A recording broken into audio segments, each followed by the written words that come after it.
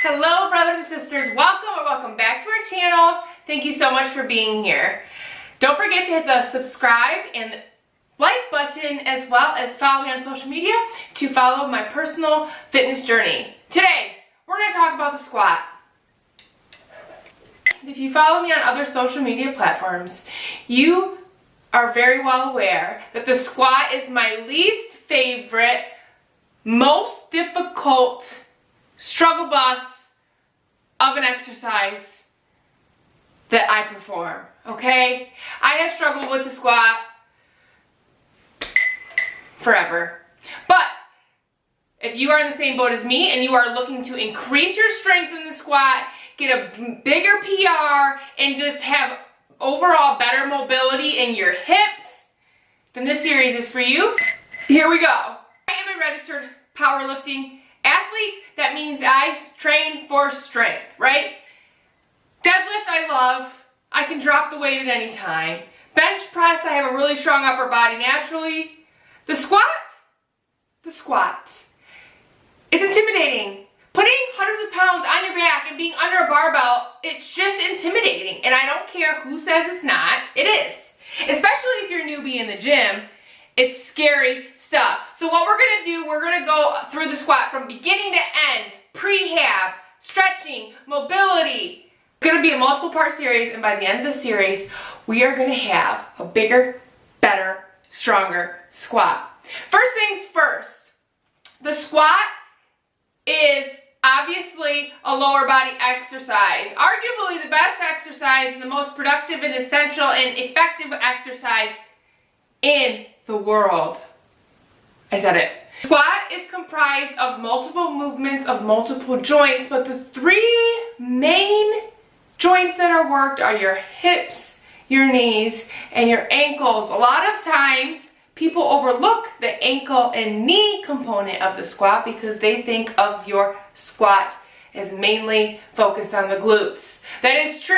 The prime movers of the squat exercise are your glutes. However, also worked knees and your ankles. It's a combination. Ankle dorsiflexion, you have a hip hinge as well as hip abduction. So the main movers of the squat are your quadriceps, your glutes, and your hip adductors.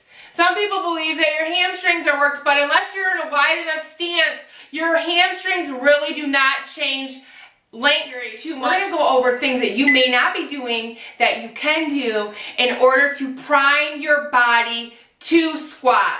What you do before you squat is just as important as your squat, as well as what's done after your squat, okay? It's a synergistic process. You want to make sure that your body is primed, prepped, and ready. You never want to jump under a heavy barbell with cold muscles, okay? These are some things that I once overlooked that I now am going to implement along with you guys so that we can improve our squat. How many times can I say squat throughout this video? So without further ado, I'm going to show you a warm-up that you can start doing.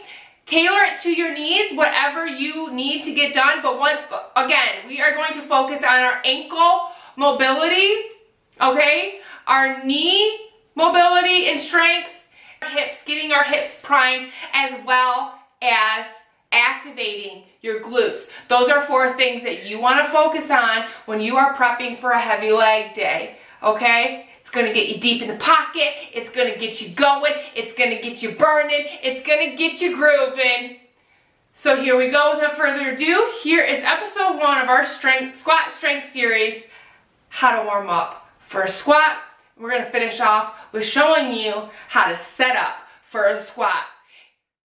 So like I said, the 3 main parts that are activated and used in the squat are your hips, your knees, and your ankles. So that's what we're going to focus on in our warm-up. We're first going to work on mobility of our ankle and our knees, as well as our hips, and then we're going to work on glute activation and really getting our glutes and our hips warmed up, and we're going to do movements that mimic the muscles worked during the squat motion. I like to warm up in a multitude of movements.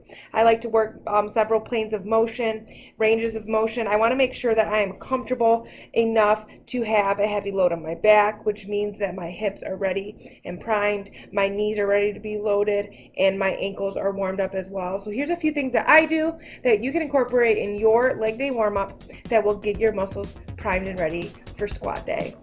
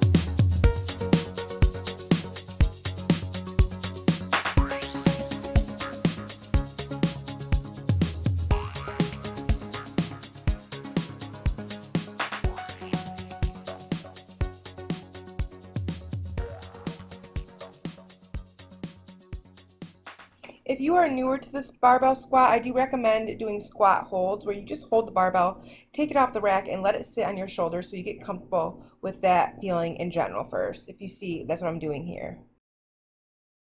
So when you do set up for a squat, it's 4 steps. You're going to load and position the bar, whether it's high bar or low bar, on your shoulder blades or traps. And then you're going to step out. It should be 3 strict steps out. 1, 2, and then set yourself in your stance. Then you're going to brace, which requires you to take a nice big breath and keep tension or flex your torso. And the 4th and final step is the descend, and that is when you lower your body to prepare yourself to contract your muscle and move the load on your back.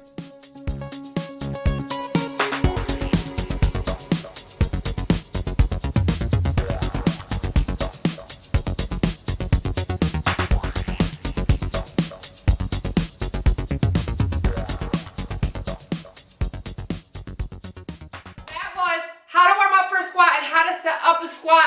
I hope you guys enjoyed that video. If you did, once again, make sure you like the like button and make sure you subscribe to our channel so you never miss a video again. Next episode of the series, we test my max, okay? You guys just get to see a raw struggle bus PR. As much weight as I can fit on my back with not compromising form, because that's the most important thing.